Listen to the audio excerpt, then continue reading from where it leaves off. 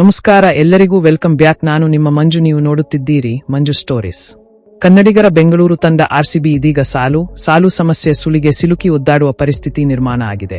18 ವರ್ಷಗಳ ನಂತರ RCB cup ಗೆದ್ದರೂ ಸಾಲು ಸಮಸ್ಯೆಗಳು ಇದೀಗ ಎದುರಾಗುತ್ತಿವೆ. ಈ ಹಿನ್ನೆಲೆ ಅಭಿಮಾನಿಗಳು ಕೂಡ ಟೆನ್ಷನ್ ಆಗಿದ್ದಾರೆ. ಮತ್ತೊಂದು ಕಡೆ ಆರ್ಸಿಬಿ ತಂಡ 5 ವರ್ಷ ಬ್ಯಾನ್ ಆಗುತ್ತೆ ಅನ್ನೋ ಗಾಳಿ ಸುದ್ದಿಯ ಕೂಡ ಹಬ್ಬಿಸಲಾಗ್ತಿದೆ.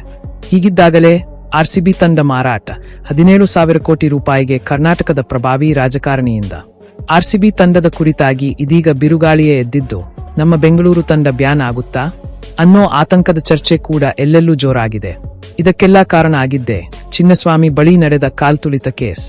ಜೂನ್ 4 ಬುಧವಾರ ಸಂಜೆ ತನಕ ಎಲ್ಲಾ ಚೆನ್ನಾಗಿಯೇ ಇತ್ತು. ಆದರೆ ದಿಢೀರ್ ಅಂತ ದೊಡ್ಡ ಬರಸಿಡಿಲಿನ ಆಘಾತ ಆರ್ಸಿಬಿ ಅಭಿಮಾನಿಗಳಿಗೆ ಬಂದು ಎರಗಿತ್ತು. ಅಂದಹಾಗೆ ಗುಜರಾತ್ ಕ್ರೀಡಾಂಗಣದಲ್ಲಿ IPL 2025 ಫೈನಲ್ ಮ್ಯಾಚ್ ಆಡಿ ಗೆದ್ದಿದ್ದ ಆರ್ಸಿಬಿ ತಂಡದ ಆಟಗಾರರು ಬುಧವಾರ ಬೆಂಗಳೂರಿಗೆ ಬಂದಿದ್ದರು. ಹೀಗಿದ್ದಾಗ ಲಕ್ಷ ಅಭಿಮಾನಿಗಳು ಒಟ್ಟಿಗೆ ಚಿನ್ನಸ್ವಾಮಿ ಕ್ರೀಡಾಂಗಣಕ್ಕೆ ನುಗ್ಗಲು ಸಿದ್ಧರಾಗಿದ್ದರು. ಇದೇ ಸಮಯದಲ್ಲಿ ಕಾಲ್ತುಳಿತ ಉಂಟಾಗಿ 11 ಆರ್ಸಿಬಿ ಅಭಿಮಾನಿಗಳ ಜೀವವೇ ಹೋಗಿದೆ. ಇದೇ ದುರ್ಘಟನೆ ಮುಂದೆ ಇಟ್ಟುಕೊಂಡು ಈಗ ಆರ್ಸಿಬಿ ತಂಡದ ವಿರುದ್ಧ ವಿರೋಧಿಗಳು, ಶತ್ರುಗಳು ಏನೇನೋ ಕುತಂತ್ರ ಮಾಡುತ್ತಿದ್ದಾರೆ. ಹೀಗಿದ್ದಾಗಲೇ ಆರ್ಸಿಬಿ ತಂಡ ಮಾರಾಟ 17,000 ಕೋಟಿ ರೂಪಾಯಿಗೆ ಕರ್ನಾಟಕದ ಪ್ರಭಾವಿ ರಾಜಕಾರಣಿಯಿಂದ. ಹೌದು, 18 ವರ್ಷಗಳ ಹಿಂದೆ ಕನ್ನಡಿಗರ ಬೆಂಗಳೂರು ತಂಡ ಆರ್ಸಿಬಿ ಖರೀದಿ ಮಾಡಿದ್ದ ಮದ್ಯದ ದೊರೆ ವಿಜಯ್ ಮಲ್ಯ ಬೆಂಗಳೂರು ತಂಡಕ್ಕೆ ಅಂತ 100 ಕೋಟಿ ರೂಪಾಯಿ ಸುರಿದಿದ್ದರು.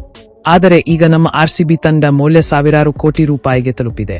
ಇಂಟರ್ನ್ಯಾಷನಲ್ ಲೆವೆಲ್ನಲ್ಲಿ ಕೂಡ ಕನ್ನಡಿಗರ ತಂಡ ಆರ್ಸಿಬಿ ಬಗ್ಗೆ ದೊಡ್ಡ ರಣಕಹಳೆ ಮೊಳಗಿದ್ದು, ಎಲ್ಲೆಲ್ಲೂ ನಮ್ಮ ಆರ್ಸಿಬಿ ಹವಾ ಜೋರಾಗಿದೆ. ಆದರೆ ಇದೇ ಸಮಯದಲ್ಲಿ ನಮ್ಮ ಆರ್ಸಿಬಿ ತಂಡವನ್ನು ಬರೋಬ್ಬರಿ 17,000 ಕೋಟಿ ರೂಪಾಯಿಗೆ ಮಾರಾಟ ಮಾಡಲು ತಯಾರಿ ನಡೆದಿದೆ ಎಂಬ ಸುದ್ದಿ ಇದೀಗ ಸೋಷಿಯಲ್ ಮೀಡಿಯಾದಲ್ಲಿ ಹಬ್ಬಿದೆ. ಕನ್ನಡಿಗರ ಬೆಂಗಳೂರು ತಂಡ ಆರ್ಸಿಬಿ 17,000 ಕೋಟಿ ರೂಪಾಯಿಗೆ ಮಾರಾಟ ಆಗುತ್ತಾ ಅನ್ನೋ ಸುದ್ದಿಯನ್ನ ಈಗ ರಾಷ್ಟ್ರೀಯ ಮಾಧ್ಯಮಗಳಲ್ಲಿ ಕೂಡ ಪ್ರಕಟಿಸಿರುವುದು ಭಾರೀ ಕುತೂಹಲ ಕೆರಳಿಸಿದೆ. 2025ರ IPL ಕಪ್ ಗೆದ್ದಿರುವ ನಮ್ಮ ಆರ್ಸಿಬಿ ತನ್ನ ಕೆಪಾಸಿಟಿ ತೋರಿಸಿದೆ.